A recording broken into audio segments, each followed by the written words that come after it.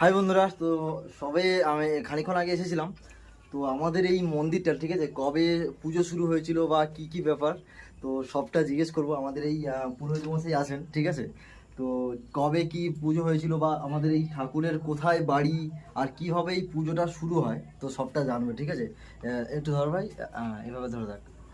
তো আমার ঠাকুর ভালো আছেন? এই করে থাকো। তো বলুন, আমাদের এই যে পুজোটা মানে কোথায় প্রথম শুরু হয়? জলার দিঘি মানে ওটা এই যে সবঙ্গে। আচ্ছা সবঙ্গে আপনাদের হ্যাঁ। গিরি বংশ বিশাল বংশ ছিল, ওরা দুর্গাপূজা করতো। আচ্ছা দুর্গাপূজা করতে গিয়ে যে পূজারি মাছটা ভেজেছিল, ওই মাছটা কাঁচা লেগে গেছে। কাঁচা লেগে গেল, সে বলছে যে তুই কি মাছ ভেজেছো, মাছটা কাঁচা, তুমি আসো। ওই কড়াই তেল দিয়ে আগুন জ্বলছে, কড়াই বসিয়ে দিয়েছে, তেল ফুটছে, তার হাত দিয়ে চাপিয়ে দিয়েছিল। বল দেখ কেমন মাছ ভাজা হয়। ওর হাতটাকে পুরো ভেজে দিয়েছিল। মানে কার? এই পূজারি পূজারি। হ্যাঁ, সেই ব্রাহ্মণের হাত পেয়ে। আচ্ছা সেই ব্রাহ্মণ অভিশাপে ওরা বলছে তোর অল্প বয়সে তোরা ধ্বংস হয়ে যাবি। ওর মধ্যে হতো দুর্গা পূজা, আচ্ছা দুর্গা পূজাতে ভোগ হতো। সেই ভোগে কই মাছ যে গিয়েছিল, কই মাছটা এইগুলো কাঁচা রয়ে গেছে। আচ্ছা হ্যাঁ, বলে এটা কি ভেজেছো? না বাবু আমার এইরকম ভেজেছি, না হয় না, ভাজা হয়নি, কিন্তু মাছ ভাজটা চলে দেখাচ্ছি। ওই উনুনে কড়া বসিয়ে দিয়ে তেল ঢেলে দিয়ে তেল ফুটতিছে, তার হাত ধরে চাকিয়ে দিয়ে। হ্যাঁ, তারই অভিশাপে পরপর গিরি বংশটা ধ্বংস হয়ে যাচ্ছে। এই কারণে এখানে সেখানে যেই যে গিরি ধ্বংস হয়ে যায়, তখন ওখানে যে দুর্গা পূজা হতো সেটা পুরো বন্ধ করে দিল।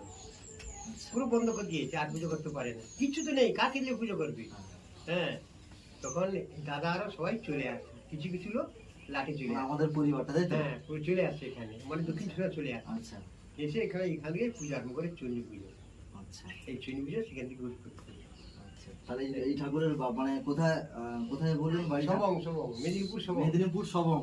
মানে এই বাড়ি, এই আমাদের এই ঠাকুরের বাপের বাড়ি যেটা বলতে গেলে মেদিনীপুরে বাড়ি, মেদিনীপুর সবং সবংয়ে বাড়ি, তাই তো? আচ্ছা আচ্ছা। আর আপনি? গিরি ফ্যামিলি বিশাল বড় ফ্যামিলি ছিল, বিশাল বড় ফ্যামিলি আমাদের। হ্যাঁ, ওই যে জলাল দিঘি ছিল, মানে যে দাদুর বাপ, আচ্ছা সে এমন লোক ছিল, 14 ধরা তরিক ধরা 15 ধরা মাটি কুল, আচ্ছা 18 বিঘা পুকুর এখনো আছে। আচ্ছা হ্যাঁ, ওটা যে 25টা পুকুর, আচ্ছা ওই দুর্গা মন্দিরে এই 25টা পুকুর, এই পুকুরে জল নিয়ে পুজো হতো। আচ্ছা হ্যাঁ, আর ওখানে কামার একজন লোক ছিল কামারিয়া, সে সমস্ত পরপর জায়গা জমি কিনে নেয়। ওরা ওই মানে ব্রাহ্মণের অভিশাপে সব ধ্বংস হয়ে যায়, তখন এরা ভয়ে চলে আসে। আর সেই কারণে হচ্ছে আমাদের এই ঠাকুরের পুজো করা হয়, যাতে মানুষ অনেক দিন বাঁচে, শান্তি যেন পায়, অনেক এই জন্য শান্তি এখানে যেন পুজো পায়। আরম্ভ করেছে। এখানে পুজো করে রাখবো।